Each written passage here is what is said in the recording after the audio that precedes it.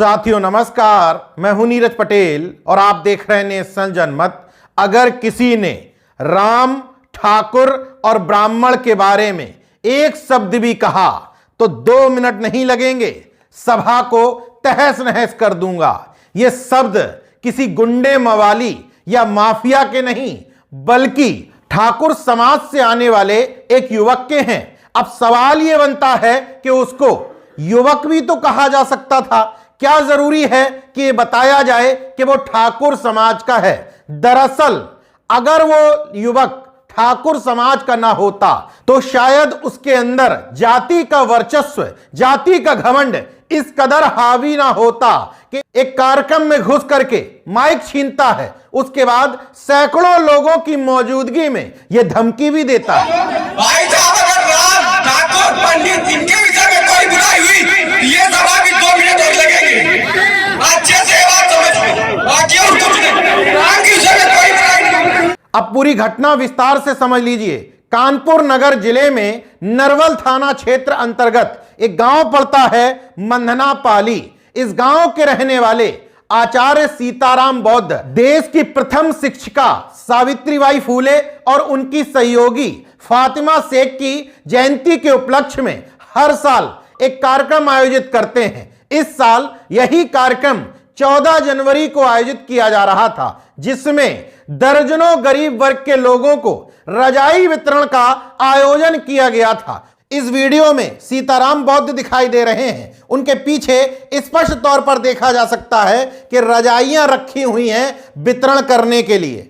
इसी कार्यक्रम स्थल के नजदीक सवर्ण समाज के कुछ मनवड़ लड़के, यहां सवर्ण समाज बताने की भी एक खास वजह है, क्रिकेट खेल रहे थे।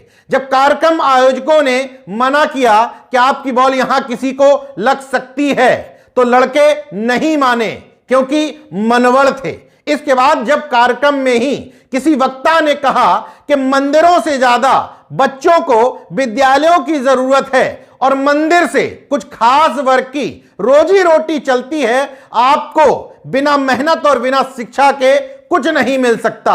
हालांकि वक्ता ने कुछ विशेष जातियों को लाभान्वित होने की बात कही थी इशारों में, लेकिन किन जाति के लोग लाभान्वित होते हैं इस बात को साबित करते हुए क्रिकेट खेल रहे सवर्ण वर्ग के लड़के आकर के कार्यक्रम आयोजकों पर हमला कर दिए। स्टंप लेकर के, बैट लेकर के, जो कुछ उनके हाथ में पड़ा आकर के लड़ाई झगड़ा करने लगे, गाली गलौज करने लगे।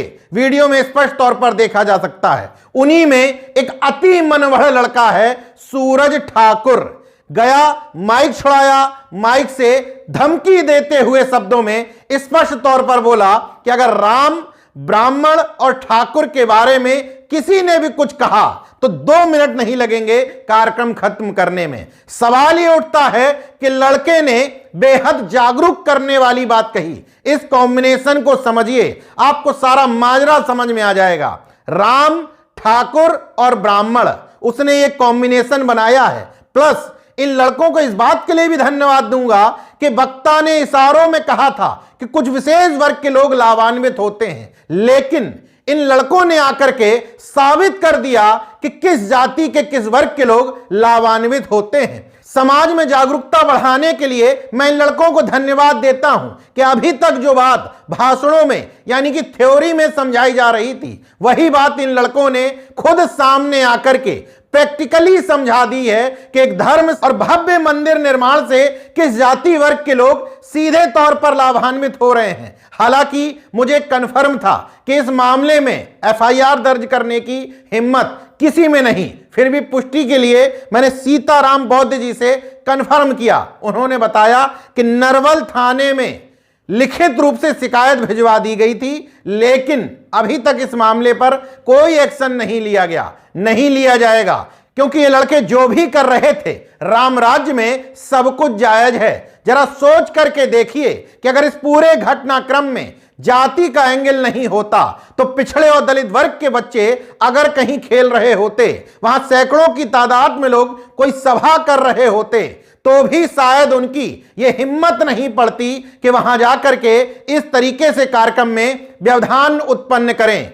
मगर इस देश में, खासतौर पर इस गोबर पट्टी में जन्म से ही जाति श्रेष्ठता के बीज रोप दिए जाते हैं। यह बता दिया जाता है कि तुम अन्य लोगों से कैसे श्रेष्ठ हो। यही नफरत उम्र दर उम्र, साल दर साल बढ़ते रहती है, जिसका परिणाम इस वीडियो में, इस घटना में साफ साफ नजर आ रहा है। वो तो अच्छा हुआ कि नेशन जनमत के सहयोगी सुरेश वर्मा खुद इस कार्यक्रम में मौजूद थे, उन्होंने ये वीडियो बना लिए, वरना इस घटना को दूसरा एंगल भी दिया जा सकता था। सब कुछ देखने के बाद भी अगर आपको दिखाई नहीं पड़ रहा तो माफ करिएगा, आपको आंखों का इलाज जल्द ही कराना पड़ेगा। देखते रहिए नेशन जनमत, जागरूक और सजग बने रहिए। जय विज्ञान, जय संविधान, जय लोकतंत्र। धन्यवाद।